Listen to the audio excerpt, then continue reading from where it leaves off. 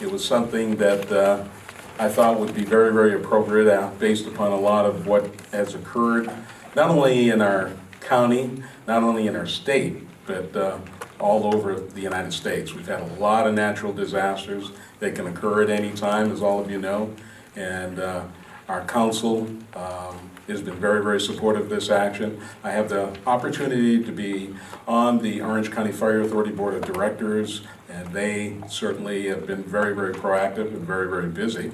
And we have a great police department headed up by our great chief, Charles Solano, who I'm going to have make some comments this evening. So let me introduce a few folks.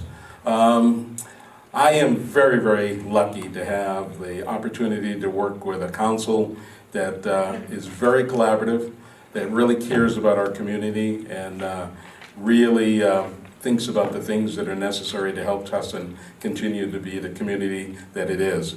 And one of those members is here with me tonight. A couple were here at our first offering. And Councilmember Letitia Clark has come to us most recently. She's our newest member. She brings a breath of fresh air. She's very, very sharp, very intelligent, very caring, and I am very, very proud to have her as a member of our city council. Please welcome Letitia Clark, council member.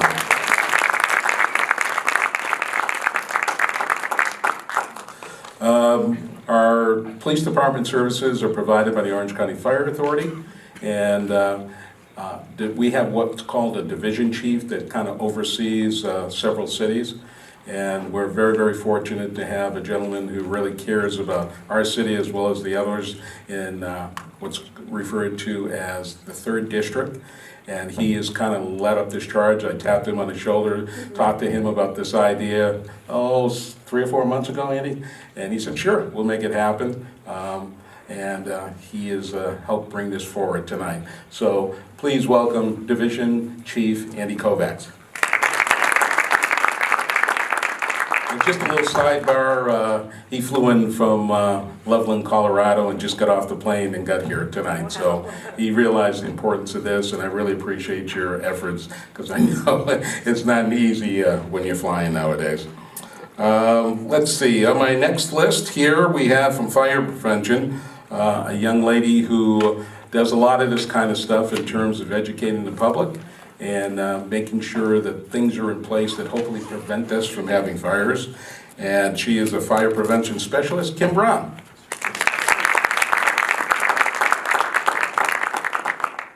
Also from OCFA, education specialist that does a whole bunch of education in terms of brokering a lot of these same ideas, and he is also a member of our great fire organization and here to support us this evening, Milton Nera. From our police department, and somebody that this is all he does, and he does it very, very well. He oversees our emergency management program for Tustin Police Department, and it encompasses lots of things, a war room as we refer to it, an emergency command post, and all those things that if the big one happens in our city, Joe is the person who helps our police department, our citizens, our fire department kind of coordinate everything and keep things going in the right direction. Joe Myers. And we do have some legislative support here this evening from our Congress. And a gentleman that makes a lot of our meetings, his name is Louis Reyes. He is here representing Congressman Mimi Walters. Welcome, Louis. Louis.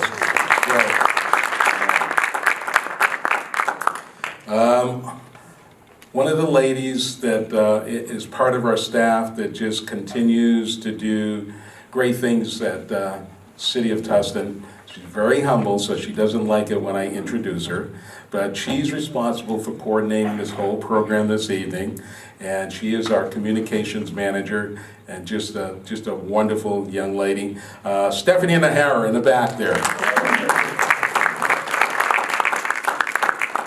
And last but not least, the gentleman that keeps me out of trouble most of the time and a great friend who I work with collaboratively when I used to be with Irvine Police Department.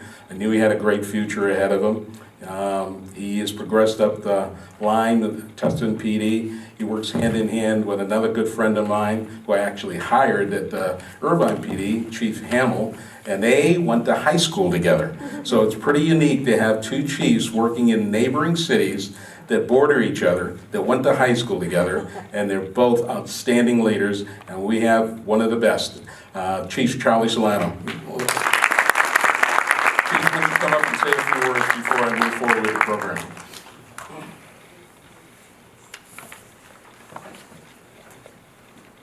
Thank you, Mr. Mayor. That's the nicest thing you ever said to me. Probably the last time you're going to say something nice. No. Thank you guys for being here. You certainly don't want to listen to me go on and on tonight, but the mayor asked me to say a few words. You want to listen to these folks here because they're the experts, and preparedness is something that is obviously on everybody's minds. That's why you're here tonight, so I appreciate you guys taking time out of your schedules to be here. But just this morning, you saw the news and what happened in a small town in Kentucky at a school, and I'll save the details because we have some young folks here. But I'm sure the people in that community didn't expect to wake up this morning and hear that news. I'm sure the first responders that went to that call when they came to work this morning didn't expect to get that call. So the days of us saying, well, it'll never happen here, those days are long gone. They're over. It doesn't matter where you are, it doesn't matter the size of your community, everybody needs to be prepared. And as these fine folks will tell you tonight, you can't rely on the first responders to be there for you. We cannot be everywhere at every moment of the day. You guys need to take it upon yourselves to prepare yourselves and help us help you. So I'm excited to hear this presentation. I'm excited to hear what they have to say, and thanks again for being here.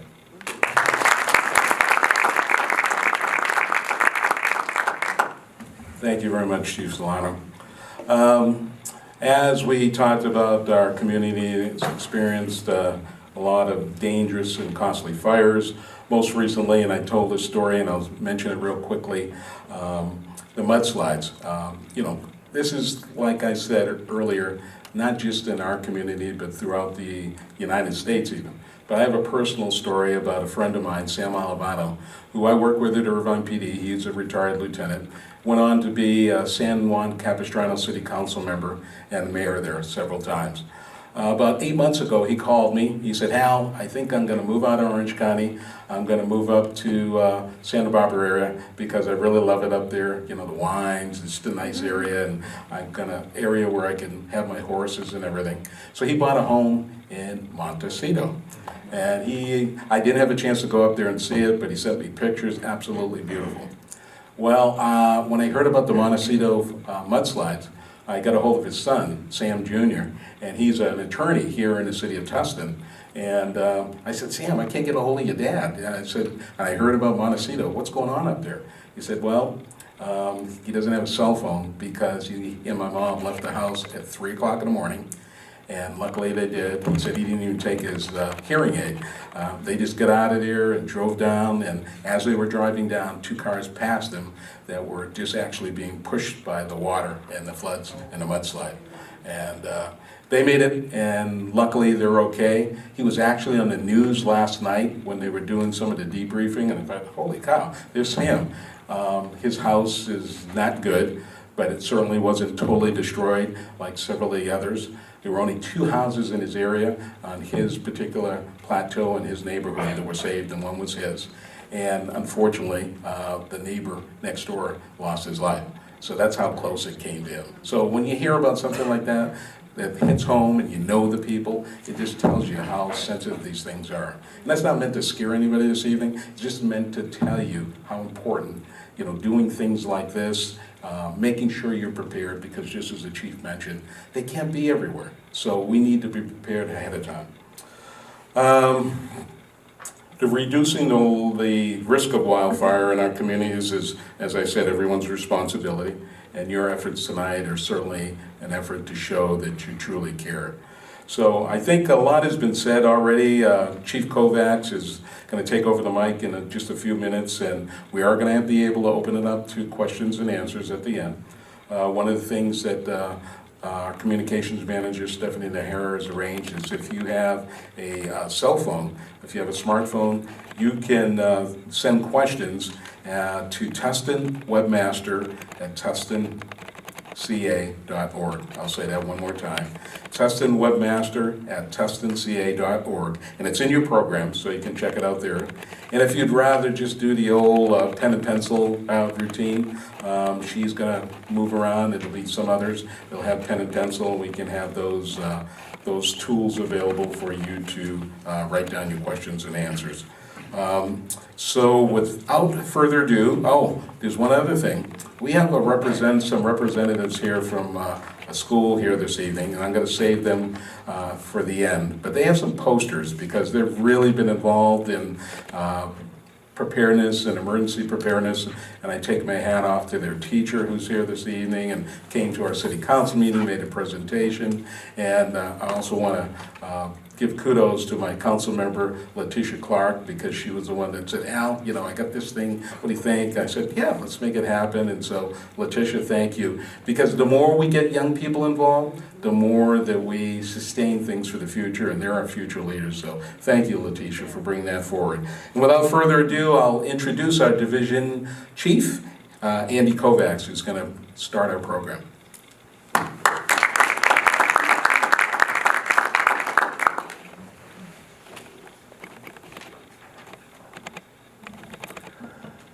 Well, good evening, everybody. Thanks for coming out on a Saturday night. And excuse me, that was Saturday morning. I'm stuck in Saturday. We were here Saturday. I feel like we never left. Just kidding. Thanks for coming out tonight. I know that your time is valuable, and I am excited to see a lot of people in the audience that are interested in emergency preparedness. I'd like to thank the mayor and Tustin City Council members for being here tonight. Tustin is truly a wonderful city, and the council has been incredibly supportive of the Orange County Fire Authority, and we sincerely appreciate that. Just to reintroduce myself to you really quickly, my name is Andy Kovacs. I'm the division chief, not only for the city of Tustin, but for Placentia, Yorba Linda, Villa Park, and the unincorporated Canyon area. So I've been with the Fire Authority now for 27 years. We have assembled some subject matter experts for you tonight. The mayor has introduced them to you already, but I'm excited to have them here because they run the full gamut from fire prevention to community education to emergency preparedness, and I bring the operations perspective tonight. So save your questions for the end of the presentation, and we'll look forward to answering those for you tonight. With that, what we're going to do really quickly is we're going to just show you a brief video on the Canyon 1 and Canyon 2 fire. And then, of course, we'll start the presentation, and that's why you're all here tonight, is to get informed about emergency preparedness and wildfire safety. Following the presentation, we'll do our Q&A.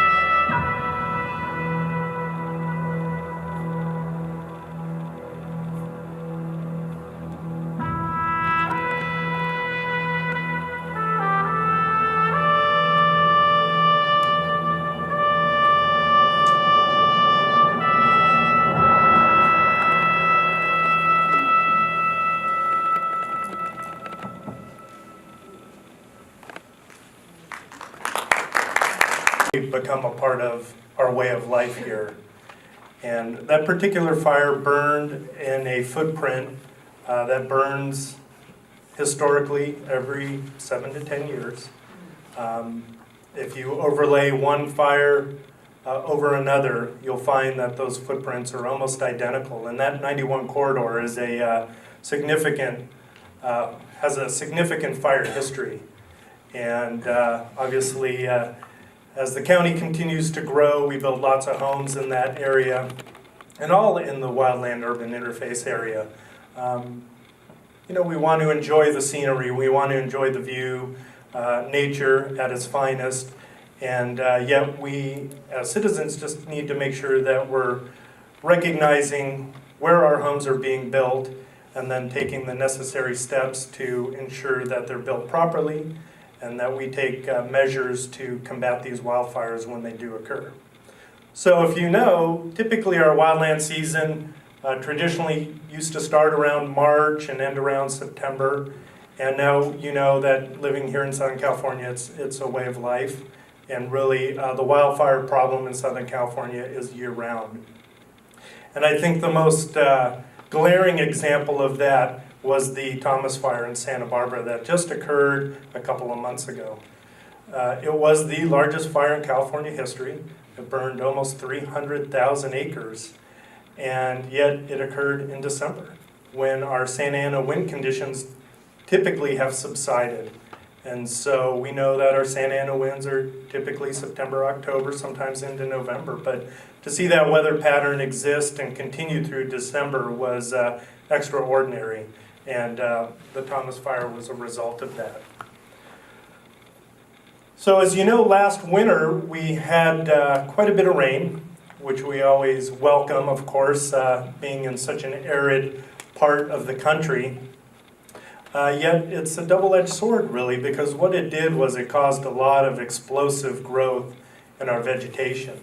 And then, of course, over the summer, with the high temperatures and the winds and the low humidities, that vegetation just cures over time and then just is readily available to burn. So an interesting statistic for you, remember 90%, and Kim Brown's going to talk a little bit about home hardening and wildfire preparedness in just a few minutes here, but if an ember gets into your home, whether through a vent in the attic, whether it ignites material adjacent to your home, there's a 90% chance that your home will be destroyed.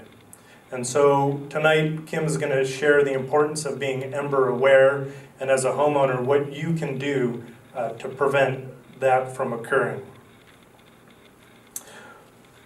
We're going to briefly talk to you tonight also about our Ready, Set, Go program. And Kim's got a lot of great information, Milton's got a lot of great information to outline to you what we can do for you as the Orange County Fire Authority, and they'll be sharing that with you here momentarily. So with that, I'm going to turn it over to Kim, and she's going to talk about home hardening and some things you can do as a homeowner to prepare your home in the event of the next wildfire.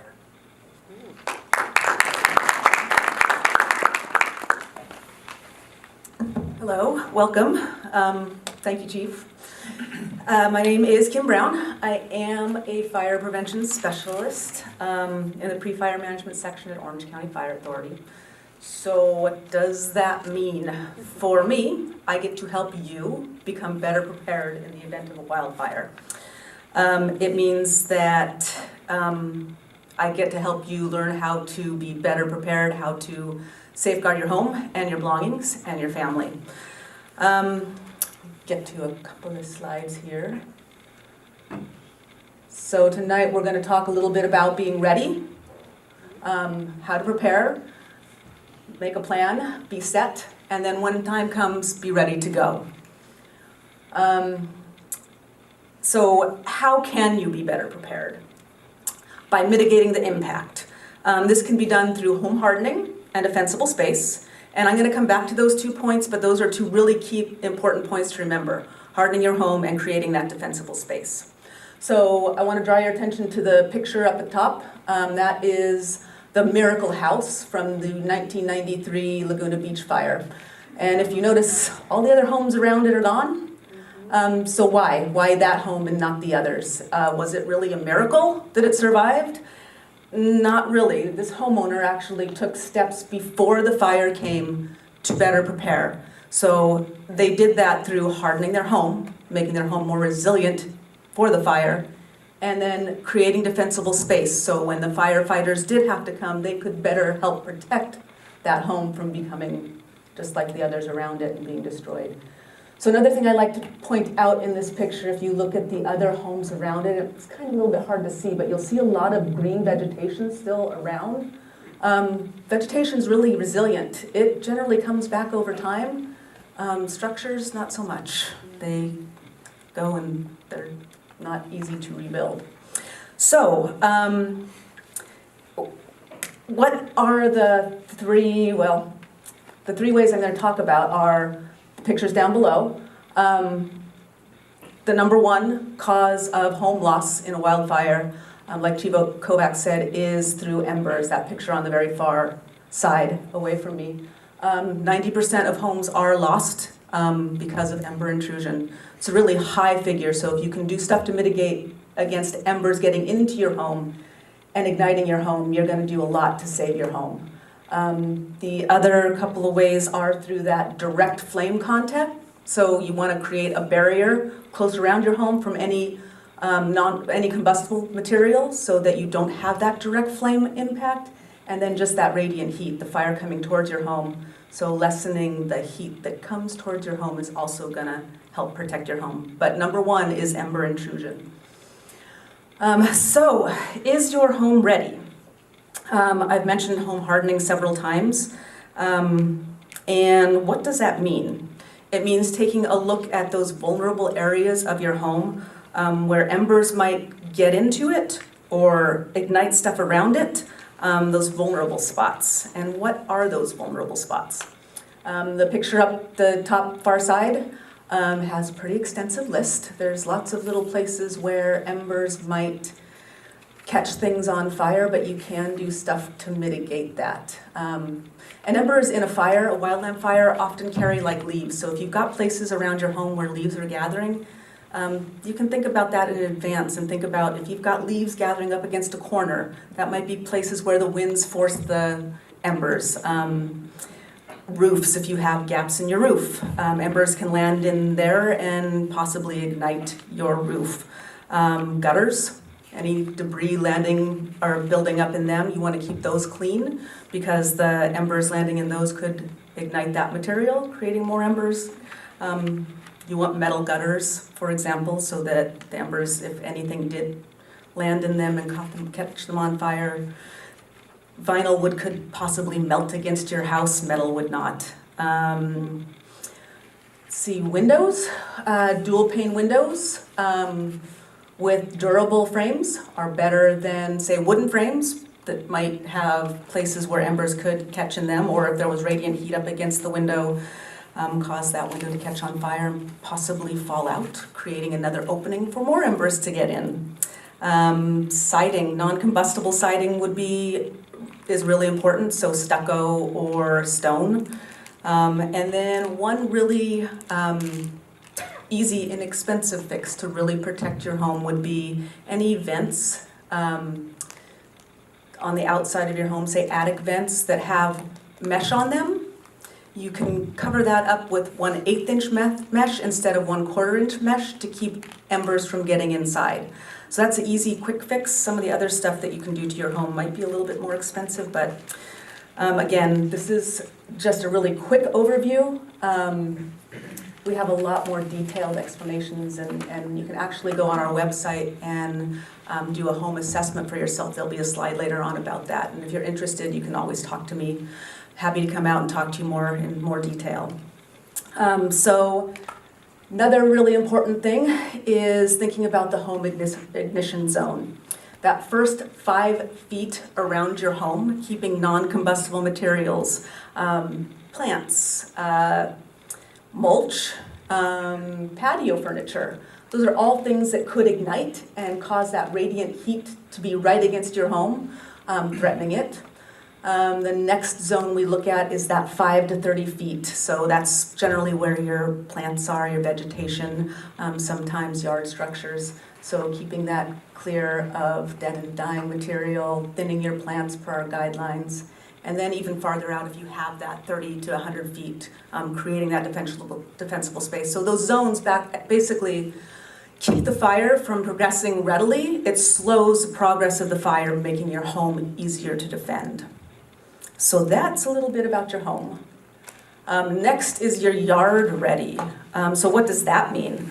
As you think about the home ignition zones and your yard, think about planting smart, drought tolerant plants, removing any undesirables. We have a list that's available out front, also on our website. So Tustin, oftentimes in Tustin, I think about the junipers on the older homes, highly flammable plant, generally planted a long time ago and oftentimes up against the home. Good idea to remove those. And again, that list is available out front. Other ways to keep your yard safe. Think about those structures. Are your fences wood or are they metal? Non-combustible is better. If you've got a wood fence right up against your house, that fence could possibly ignite. And being right up against your house, it could ignite your home. So using non-combustible material in and around your yard with different structures. Do you have a gazebo, for example, with a shake shingle roof? Think about replacing the roof and keeping any wood yard structures in good repair. That means painting, maintaining, sanding, keeping them free of any rot. So also your yard, think about things around your yard, wood piles if you store wood. Keep them away from your house, 30 feet. If you can't keep them away, cover them up. Keep those embers from landing in them and catching them on fire. Let's see, trash cans. Keeping the lids closed so any embers landing in them won't ignite the material inside, catching your home. So just a few things you can do to keep your yard safer. Let's see, so just to keep in mind, this is just a really brief overview. If you visit our website, ocfa.org, go to safety programs and look for our Ready, Set, Go program. We have all kinds of documents. We have videos that are short and really well done so you can learn more. And my contact information will be in a slide later. Reach out to me, happy to talk to you in more detail. If I don't have information, I will get you in touch with somebody who does. So now, Milton, if you'd like to go ahead and talk about our next thing, getting set. How's everyone doing? We're good? Good. Can you give a thumbs up? You're good? All right, awesome. You know, I'm really happy because I can see a lot of kids, children here. To me, that's the future. And I'm talking about planning. That's right there. That's planning. All right, we're planning ahead. Right? Okay. So very important. And it reminded me of when I was in third grade. Really quick, I started my our own search and rescue team. And it was really cool. And I remember making the badge and putting it on the shoulder and doing all the good stuff. And, you know, God sent me the message really quick. He said, this is what you're doing for a living, right? Okay. And here I am, right? It's awesome. Everyone, do me a favor. Close your eyes for a couple of seconds, please. Close your eyes. Trust me. Close your eyes. And let's use your right hand, your index finger. And without opening your eyes, I want you to go ahead and point to where the nearest exit is from you right now. So go ahead. Please do so. Keep your finger there, keep your hand there. Now go ahead and open your eyes and look around you without moving your finger. Look around you, look at the person right next to you. So those are the people you're going to be competing against. In a major quake or a major fire for that matter, right? But it's really interesting to see that, and that's what happens. Right? Okay, we ask, right? And thanks to the police department and social media and of course media, we tell people, please evacuate now. Right? Okay, and many of them are not prepared. They don't know what to do. Right? Okay, and let's be honest right now. Raise your hand if you know what to do.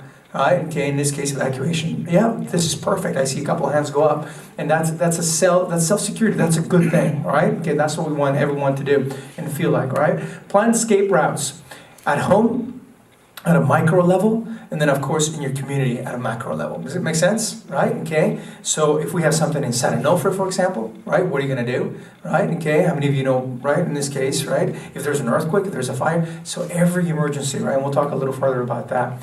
Leave to a predetermined location, whether you have a family member or a friend, right? Okay, or someone you can trust and they can take care of you. Very important. Back in 2007, I lived in Chabuco Canyon. Do you remember the fires in 2007? Right? I knew that I had to evacuate my family. My mom lived at that point in Aliso Viejo, and I knew that was it. So what I did months before, and up to now, I have a backpack with clothes, right? Okay, my clothes with stuff that I need in case of an emergency. Does that make sense? So if something were to happen, I don't have to think about it twice. Hey, I'm not going to worry about the clothes, I'm not going to worry about the toys or whatever, or even paperwork. We'll talk about that in a second, but it's already in my mom's house for that matter. Okay, so predetermined. Practice that.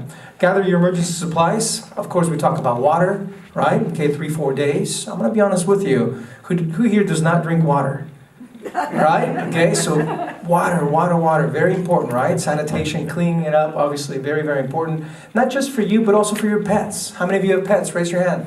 Right? Okay, dogs, right? Horses, right? Okay, anybody? No? Yeah, a couple of horses? Yeah, absolutely, right? So know what to do, right? And of course, we can chat about that and give you some information in regards to where you can take them as well.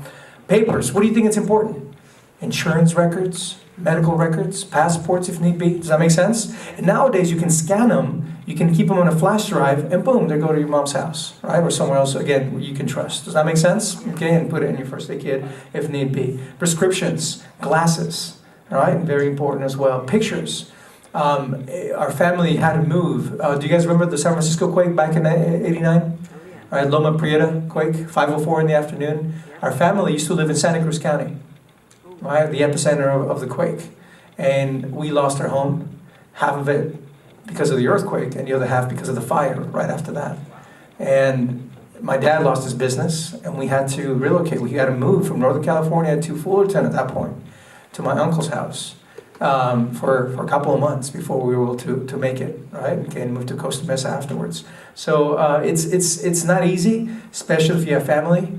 Kids, right? In this case, my parents had to deal with us, obviously, and it's not easy. So, plan, talk to your family members, and let them know that you're going to be spending the next 2 years with them. Good luck with that, right? Okay, pictures, anything like that, books that can keep, and/or games that can keep people and/or children busy, and of course, the psychology behind it is really important. Prepare them now. Talk to them about it. Right? Okay, very important. That can actually make the difference between being overstressed or handling it in a better way. Does that make sense? Okay, so very, very important. And last but not least, of course, anything that can protect the paperwork and/or anything, it could be a backpack, it could be a plastic box, anything where you can secure your valuables. Does that make sense? All right, but what would happen if you're not ready and/or if you're ready, but then all of a sudden the fire is right in front of you? Right? What type of clothing do you think you should wear?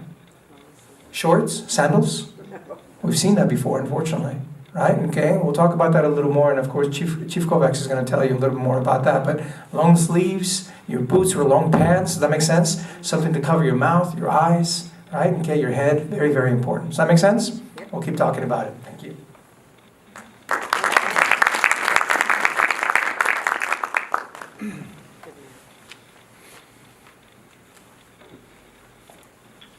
So I think Milton touched on a bunch of really good points. And not only do we live in wildfire country, but we also live in earthquake country. And so we need to be prepared. And this morning there was an earthquake in Alaska, if you've been following the news. So there was a tsunami warning that lasted for a short time and thankfully was canceled. So we need to be prepared for all situations. And I think Milton hit the nail on the head. Food, water, clothing, those keepsakes and memorabilia. You want to have all those pre-identified and secured. Have that escape route, have several escape routes, and have that predetermined location, whether it's a family member, a church, etc. So with that, I briefly wanted to just talk to you about what to do when the fire is actually approaching. And there's a couple items there listed on the PowerPoint for you. And the first one is to just gather any flammable items that you've identified from the exterior of the house and either put them into the home, and if you're fortunate enough to have a swimming pool, you can put the contents of that in the swimming pool. So chase lounges, chairs, seat cushions, etc., things that you would have in your backyard. Secondly, connect the garden hose to the tap, but don't leave the water running, of course, because water is going to be a rare commodity, and that water is going to need to be utilized by the fire department when we respond to your home to help extinguish the fire. So oftentimes in videos, and we saw time and time again this summer, folks with garden hoses spraying down rooftops and the vegetation in advance of the fire. That's not going to help the fire from advancing to your home. We're looking at temperatures of well in excess of 1,000 degrees. And if you could just imagine that little bit of water that you thought you were doing a good thing and applying to your rooftop or to your vegetation is going to immediately evaporate when that fire front comes through there. So save the water for the fire department so we can extinguish that fire when it gets there. And then if you feel comfortable doing it, patrol your home and patrol your property and extinguish those small fires. And we're going to talk a little bit about whether you should stay or you should go a little bit later here. But if you feel comfortable in doing so, and like Milton described, you have the proper clothing on, you have a long sleeve t-shirt, 100% cotton, long pants, closed-toed shoes, maybe some respiratory protection with a scarf or a mask, or some eye protection. If you feel comfortable doing that, then I would encourage you to stay. But as soon as you hear from the police department or the fire department that it's time to evacuate, you need to have your things packed up and ready to go. And I'm going to touch a little bit more on that here in an upcoming slide. Indoors, again, we want you to shut all your windows and doors, and that's just going to prevent that ember intrusion into the home. We want you to move furniture away from windows and doors because, again, that radiant heat from the fire, well in excess of 1,000+ degrees, will conduct that radiant heat through that window and can ignite furniture and contents within the home itself. And then, of course, shut off the air conditioning because that has a tendency to draw the embers into the home, which then get into those void spaces and starts a fire from the inside of the home as opposed to the outside. Really important for all of you is to leave really before you're told. And I know in the previous slide I said you can stay and try to combat those small wildfires. We're going to leave that up to you, but we would really strongly encourage you to leave before you're told. And I'm going to share a real brief story, and I'll try to make it G-rated because I know we have children in the audience tonight. But I was a firefighter at the Cedar Fire in San Diego County quite some time ago now, actually. And I was the paramedic that was assigned to our strike team that was sent down there to assist in San Diego.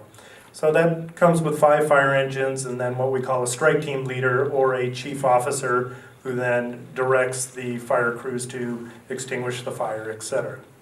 So we had a report of a burn injury, and so I was the paramedic that was assigned to that strike team, and we went and met a gentleman at a rendezvous location, and it was a husband and wife who were trying to evacuate the Wildcat Canyon area.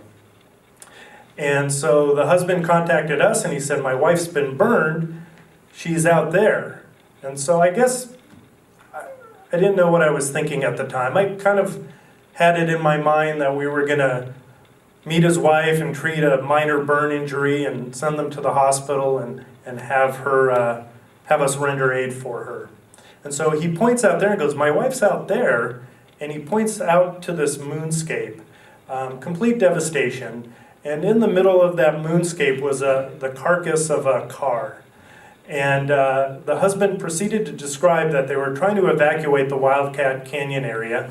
He was in one vehicle, she was in the car behind him, and they had waited too long. The fire was moving much more rapidly than they could outrun. And if you know anything about the Santa Ana winds, it's not uncommon to have winds up or greater than 80 miles an hour. It's going to be hard to outpace something like that. So he points to her and says, she's out there. So we proceed to drive the fire engine out there, only to find that she had was deceased, and she had been overrun by the fire. So I come back, I tell the husband, and the poor guy was in shell shock, obviously, and he proceeded to talk to us about how he had to meet his daughter at the Red Cross shelter and immediately left. So we had to wait for the PD to get there to secure the scene. And a couple of other folks came up and said, hey, there's 2 more up the canyon. So we hopped back in the fire engine, we drove a little further into the canyon to find 2 more in a vehicle. And because of the smoke and the embers and the wind, they just lost their way. They couldn't stay on the road. They put their car into a little drainage ditch and got stuck, and the fire overran them. So my point is, and not to be overly dramatic, but really leave before you're told. And Joe Myers from Tustin PD is going to talk a lot about that here in the upcoming slide. Again, as Milton already described to you, take your kits and valuables, and then utilize those practiced evacuation routes. So don't try to drive those routes when the fire occurs. Plan with your family once or twice a year to just navigate those routes, and just know that everybody else is going to be trying to get out the same way. Go to that meeting location and don't wait. And what I really want to emphasize here is that those evacuation routes are going to be shared by the police and fire department. So the longer you wait, the harder it is for us and for Tustin PD to get into those areas to start protecting your homes. If you decide you're going to stay at your home, the fire authority's mission is to protect lives first and property second. So if you stay at your home with that garden hose on your rooftop, now our focus is shifted away from extinguishing the fire and trying to protect you.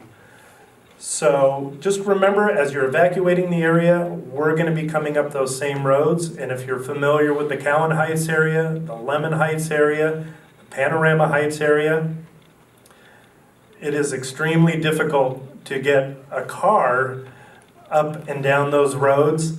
You can only imagine how difficult it would be to try to get literally hundreds of fire engines up there. So just something to think about, and really just food for thought. So again, just like those poor folks in the Wildcat Canyon area, don't wait and don't get caught by the fire, the smoke, the congestion of the traffic. Don't endanger yourself, and then don't endanger the first responders as we try to navigate up those roads to your homes to protect them. And again, as Milton described, dress appropriately. I know it's Southern California, flip-flops and t-shirts and board shorts are the standard fare. Like these 2 gentlemen in the picture in the bottom left, they're just not dressed appropriately to combat a wildfire. You see what your firefighters put on to protect themselves, and even that isn't always going to protect us. And as you know, we lost a CAL FIRE firefighter at the Thomas Fire with his full protective equipment ensemble. Wildfires are very difficult to predict. The winds are erratic and shifting, especially during a Santa Ana wind condition. And so we're the trained experts, and we get caught off guard at times. And so to the layperson, I would just encourage you to wear the right clothing and then evacuate when you're told to do so, if not earlier. So here's a little bit of information for you, and we will be happy to share it after the presentation as well. But you can get a lot of information about our Ready, Set, Go program at the website above there. And then Kim actually can come out and do a free home assessment. So if you have some questions about your home, we can set up an appointment. Kim will come out and she will walk around your property with you and point out things that you can do to start mitigating the hazards and start preparing for the next wildfire. So I think that's really important. And one of the things that the mayor and I have talked about is we're going to identify some high-risk areas, and we're going to send our fire engines out in force early spring and canvass the neighborhoods and go door to door with our Ready, Set, Go program to really encourage residents to take the opportunity for this free service. So Kim's phone number, graciously she put up there her phone number and email address, so she'll be more than willing to help. With that, I'm going to turn it over to Joe from Tustin PD, and he's going to talk about evacuations. Evacuations. For law enforcement, doing evacuations in a variety of public safety situations is really not an unusual occurrence. Fires present a whole new challenge for us, and we get reminded every so often, as with the Canyon Fire. But the procedures that we go through, they have basis in state law, both government code as well as the penal code. We don't take it lightly when we're ordering any kind of evacuation, but just keep in mind that public safety is number one, and we will definitely err on the side of caution. Anytime we get in a fire situation, we will be coordinating with fire agencies that are involved. Sometimes it can be very difficult when you get a highly dynamic situation, just like we did with the Canyon Fire situation. And so what we did on this particular situation, and I think it's a good model for us to follow in the future, is that we actually posted a scout. Our watch commander saw early in the afternoon the fire was developing, out near Anaheim and heading towards Orange. And he actually placed a scout in a good high location so that he can keep eyes on that fire, and kept reporting back the status of that fire. So we had, and plus the information we were getting from the fire authority and other agencies, we had a kind of a good tactical feel for what was going on with this fire. The other thing that we had at our disposal too was we had wildfire plans that had been developed by the fire authority and shared with us. Those plans contained a lot of information about the likely behavior of the fire, possible routes that it would go, the rate that the fire could spread. Also, in it is discussed some kind of operational things about where likely locations would be for command posts, evacuation routes. We're kind of lucky in Tustin because when it comes to evacuation routes, we're kind of an east, west, north, south city, so it's basically where's the threat coming from and where's this headed, and we're going to go the opposite direction, we hope. We're enforcing those evacuations. So, because we established an early presence out there, we were able to do some planning kind of early on in the fire, and determine what areas we were going to evacuate and kind of the order of those areas that we were going to evacuate. So in that situation with the Canyon Fire, we decided to evacuate pretty much all the way down, from the top of Pioneer all the way down to Tustin Ranch Road where it comes into Jamboree. So that pretty much set the route which we were going to go. We knew from past practice from other fires that the fire agency responders would be probably staging on Jamboree Road, so we need to keep that route clear from people going both north and south. Once the boundaries are established and we start putting the evacuations into practice, we need to start notifying people. And I'll go into a little bit more about public notifications, but the number one tool is really to go door to door. And we mobilized every available person that we had to help clear each house, each residence in East Tustin there. And we also were able to activate our alert OC system, and again I'll talk to you a bit more about that. But we actually kept track of every single residence that we were clearing as we moved through that area. Let me see, we also encountered a few people with access and functional needs that we had to assist out of their homes. Another challenge when we're doing evacuations is homes that are empty. Now, if you have people with health concerns and maybe they have a caretaker or maybe they can, basically care for themselves, it's a challenge to get them out of the area and to safety, and that can be kind of labor intensive for us. So that's the kind of information that's really important to us that gets relayed to us, in a situation like this. No matter how fast moving it is, we still need to know if you have people who need assistance to get out of their homes, one way or another. Once the evacuation is completed, we take great responsibility for the security of the homes. I know we did have at least one instance where somebody tried to get in the area and had no business in the area, and this was a kind of an extended evacuation. Basically it was 24 hours, maybe a little more, and we maintained security on all those homes, maintained active patrols going through those areas. And so our job doesn't stop when the evacuations are done. We're there, and we get great pride in protecting your property from any other threats that are going on. So I talked about public notifications. One of the main tools that we have at our disposal, it's a system that's actually operated by the County of Orange, but we participated in pretty much along with every single agency in Orange County, is the Alert OC system. How many of you have registered with Alert OC? Have you actually gone on the website and registered? It's very important that everybody goes on the website to register. For those of you who don't know what Alert OC is, it's a callback system that we utilize that the basic Alert OC system only has landlines in the database for making phone calls. How many of you don't have landlines? Okay, so a few of you.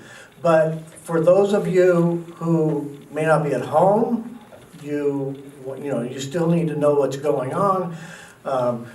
We have a variety of ways that you can be contacted via Alert OC, and that's via email, text, multiple emails. You could even register a family friend or somebody who might be nearby who might be able to look in on your property for you. But I strongly encourage you to go to alertoc.org or alertoc.com. Both addresses work for you to register for that program. It's a vital tool to us that we use, especially in evacuation situations. Sometimes we use it in a crime situation. We just want to keep people aware, of a situation that may be developing in their area. The other means is Twitter. I know not everybody has access to Twitter, but it is practically instantaneous with the information. Whereas with Alert OC, we're issuing notifications and occasional updates. Twitter and Facebook are both good places that we can post instant information for you to access. So you have Tustin Police and City of Tustin Twitter feeds. And then Facebook, you have City of Tustin and Tustin Police on those on that site too. Press releases we use quite a bit. In the case of the Canyon Fire, we actually partnered up early on with the first agency that was impacted with this fire, and that was Anaheim Police, who had set up their emergency operations center before we even got into action, and we used the what was called the Joint Information Center with them to make sure that our press releases were getting out and some basic information was getting out. When we do press releases, it's pretty much to all media types in the hopes, it's a shotgun approach, I guess you could say, but it's intended to try to get the message out to as many people as possible in as short a time as possible. We have established phone lines where people can call back information. We have a designated phone bank in our police department that we utilize for a lot of different things.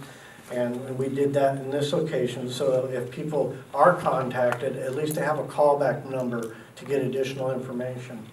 I mentioned about the Joint Information Center. We actually, as the fire evolved into a second day, there was another information center that was set up by the fire authority at their command post, and we tapped into that network too to make sure that our messages were getting out. We also worked with Anaheim and Orange PD to make sure we were all sharing our information and making sure we all have the same message, common message to get out, make sure that we all understood the kinds of information that the public needed to hear during that incident. So after the fire is all out, it's important to make sure that the area is still safe. is safe before people return. So we spent, even though the fire was generally out by heroic efforts of the fire authority and CAL FIRE with their planes and helicopters and everything, we still had to make sure that that fire was totally out, and a lot of that could only be done by hand crews. So on the second day, the fire happened on Monday, and the second day was on Tuesday. People were still evacuated and people were still out of their homes, but we had to go through a process to allow people to get back in. And that required hand crews going back and checking, making sure that fire really was out. We had to go through a process, a pretty lengthy checklist. Lieutenant Ozate, who's not here tonight, but he and I spent the whole day at the fire command post making sure that all the utilities were safe, that even though the fire didn't enter Tustin, we wanted to make sure that there was nothing that could still affect Tustin residents. So we spent that whole day working through a checklist to make sure that everything was as safe as possible before we let people back in. We didn't want to get put in a situation where something flared up or some issue came up that made it unsafe once again. So it's a very, very thorough effort that we have to go through before we repopulate. So on that second day, it took us all day till about 5 o'clock before we finally released all the properties back to the public, opened all the routes in and out of the area, and I think the rest is kind of history. Even though the fire authority had a fair amount of firefighting efforts away from the city, we were able to repopulate our area. So I hope that information is helpful to you, and let me let you take it away. Have to be ready and flexible, and flexibility is what's really going to take you. But it's not just flexibility, it also takes knowledge. It takes a lot of practice and knowledge. And how many of you have taken, actually, you know, I was talking to some of you out there earlier. How many of you are part of the CERT teams? CERT teams, I want to see some hands, 1, 2, 3, about 5 or 6 of us. Community Emergency Response Teams, right? Okay, so in other cities they call them preparedness academies or something like that. So same concept, same knowledge, right? So how many of you have gone to FEMA's website and our ICS, right? Okay, registered, or in this case registered with FEMA or ICS. I've taken the classes. Anybody? Raise your hand. 1, 2. Okay, good. So these are free classes. You can actually go to the FEMA's website and take some quizzes and tests and learn about communication and, of course, emergency management. I would strongly recommend it. If you're a teacher, if you have your own business, if you work in the community or the city, this is really, really important. And it doesn't matter what type of emergency you're facing. Here are the 4 steps. I'm going to add another one at the end, but number 1 is what? Prevention and mitigation, right? Okay, so starting on the left-hand side. You want to prevent, you want to mitigate, you want to identify what's going on, and then preparedness. Take your CPR classes. How many of you are CPR trained, by the way? First aid, AED with that in mind, right? The defibrillator, right? Okay, so very important. So, okay, more training. Do you know that OCFA offers fire extinguisher training for free? Did you know that? You can call us up, and I'll give you our info in a second, and schedule a class. And we can come to your site. We'll bring the fire extinguishers, sometimes the engine as well, and we'll teach you guys how to use them. Okay, so it's all free. So with that in mind, respond. Know what to do. Practice at all times. At home with my little ones, sometimes, and I do this actually sometimes at night and sometimes in the morning, but I have them in bed, and all of a sudden I hit that smoke alarm, and it's time to what? Get out. Right? Okay, and I've taught them how to tie the knots, so in case they have to exit through the what? The window, right? If need be, right? Or in a crawl and go outside. And if it's dark, when I do it in the night, right? I have light sticks, and you throw them on the ground. Does that make sense? And now you know your way out. Does that make sense? Okay, so practice, practice, practice. It can save their life. Okay, very important. Respond. And of course, overall, the objective and the goal is to always recover. Physically, mentally, right? Okay, psychologically, so far and so on. Very important. So we partner up with several cities like we're doing today, right? Okay, and the forte here is knowledge and background, as you can see on the panel. People that have done this that do this for a living and have doing it for a long time. They've been doing it for quite some time. So take advantage, obviously, of that. Whether it's a police department, obviously, tested, of course, in this case with the city, and the OCFA. Here it is. How many of you would like to see some faces like that? We can come to your school, we can play with the kids, we can have some good time, right? Teach them early and young, right? So they can learn some good values, right? And of course, practice. But we do have a lot of classes for free. Check it out. Fire safety, cooking fires, electrical fires, fire extinguisher training, smoke alarms. You know, we actually, I remember we're in Santa Ana, we're doing testing coming up, but we actually go out to some of the communities, and we, in one day, have installed all the way up to 1,000 smoke alarms in one day. Right? Okay, using what? The Red Cross, volunteers, working with cities. So if any of you would like to volunteer with us and work together, let us know, let me know, and I'll sign you up, and you can come out with us, and we can go to the community and do some good work. Disaster preparedness, obviously, or homescape plans, we can actually teach you how to do that. Again, call me up, I'll be more than happy to come to you and then help you how to build one up. And last but not least, guess what? Hands-on only CPR, and you're ready, set, go, which is what we're covering today a little bit. Cool, huh? So a lot of stuff, obviously, because we're thinking about you, and we're thinking about who? The little ones. The little boy right there, that's my son. What else? What else is important? Understand how social media works. Is all the information in social media good? Of course not, right? Okay, so I know Saturday a lady asked, she said, well, do you recommend one website where we can just go in and get our info? I'll be lying to you if I just say one time, right? But however, we do have options. We have, of course, Facebook, right, as we've talked about earlier, your Twitter account. How many of you use Twitter, by the way? Raise your hand if you do. Okay, how many of you use Facebook for a lot of that? Okay, so that's a good lesson for us too. How about YouTube? Anybody? Yeah, perfect, right? And Vimeo, anybody? What other websites or what other apps do you recommend or that you use that we don't have here? Anybody? Just shout it, please. Nextdoor is another one. I've heard of that one recently. So, okay, so that's something we'll see now. We're learning, right? Okay, and we'll definitely include that in the future. Anybody else? Mixel? Mixel? Nixel? Nixel. N-I-X-L-E. Oh, what is that about? Tell me a little bit about it, please. It's kind of like Alert OC, where you can go register on the website. You can put in different zip codes and be alerted to what's going on there. Nixel with an N, right? Okay, perfect. Yeah, and I learned about that through the police department, actually. Yeah. Perfect. And Neighborhood Watch. Yeah. Awesome. Okay, so there you go. We're learning as well, right? Okay, together. Very important. And Instagram is another one, right? Okay, that people use quite often. And the last one there also is your city's what? Website. So yeah, always trust what the city's going to do, right? Okay, and of course they'll definitely tell you what's next. And don't forget us, Orange County Fire Authority. I mean, we update that to the minute, to the second. I can actually go to my laptop or my iPad and I can see what's going on right now, right? Okay, so in the county for that matter. So very, very important. Here you go. If you want to take a picture of this page, I strongly recommend it. So get your phones out, please, if you don't mind. We have our phone number, 573-6200, 714. We have that's our phone number. And then we have, of course, our website.